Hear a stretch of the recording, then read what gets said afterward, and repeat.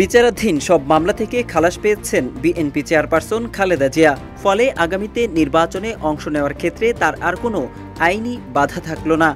জানা গেছে, লন্ডনে চিকিৎসারত বাংলাদেশের সাবেক প্রধানমন্ত্রীর শারীরিক অবস্থাও কিছুটা উন্নতির দিকে। বিএনপির নেতাকর্মীদের প্রত্যাশা, পরবর্তী জাতীয় সংসদ নির্বাচনে খালেদা জিয়ার নেতৃত্বেই তারা ভোটে অংশগ্রহণ করতে পারবেন।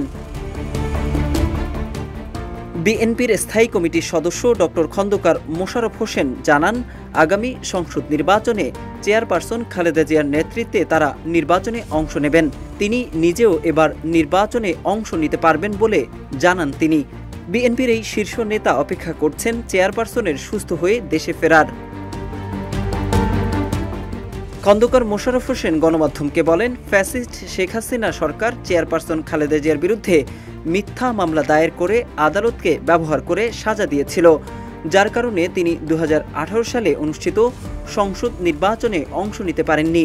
বলেন, গত 5 আগস্ট শেখ হাসিনা পালিয়ে যাওয়ার পর আদালত স্বাধীনভাবে বিচার কাজ পরিচালনা করতে পারছে, আর এ কারণে আইনি প্রক্রিয়ায় বিগত সরকারের আমলে দায়ের করা মামলাগুলো থেকে বেকসুর খালাস পাচ্ছেন।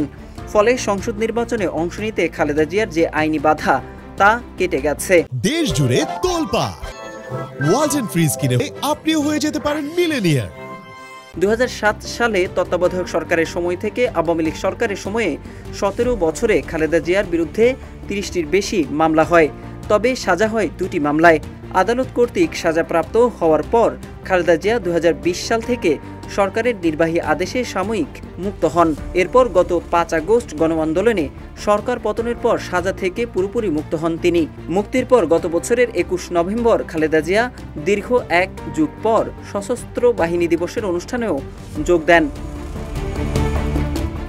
এদিকে জিয়া অরফানেজ ট্রাস্ট মামলায় গত 15 জানুয়ারি আপিল শুনানির পর সুপ্রিম কোর্টের আপিল বিভাগ তাকে খালাস দেয়।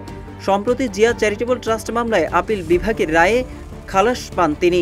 ফলে 2 মামলায় 17 বছরের কারাদণ্ড থেকে তিনি সাজামুক্ত হন।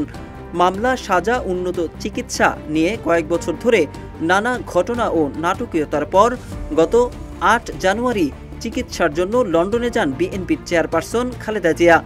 বর্তমানে তিনি সেখানে চিকিৎসা নিচ্ছেন। এদিকে বিএনপি চেয়ারপারসনের ব্যক্তিগত চিকিৎসক ও দলটির স্থায়ী কমিটির সদস্য ডাক্তার AZM জাহিদ হোসেন সম্প্রতি জানিয়েছেন, চেয়ারপারসন খালেদা জিয়ার শারীরিক অবস্থা আগের চেয়ে অনেকটা ভালো। বিএনপির ভাইস চেয়ারম্যান আলতাফ হোসেন চৌধুরী বলেন, আগামী জাতীয় সংসদ নির্বাচনে খালেদা জিয়ার নেতৃত্বে অংশ নেওয়ার প্রতীক্ষায় রয়েছেন তারা। তাদের আশা, জনগণের ভোটে নির্বাচিত হয়ে বিএনপি চেয়ারপারসন আবার দেশের প্রধানমন্ত্রী হবেন। মোহাম্মদ সাইফুল ইসলাম, ইত্তেফাক।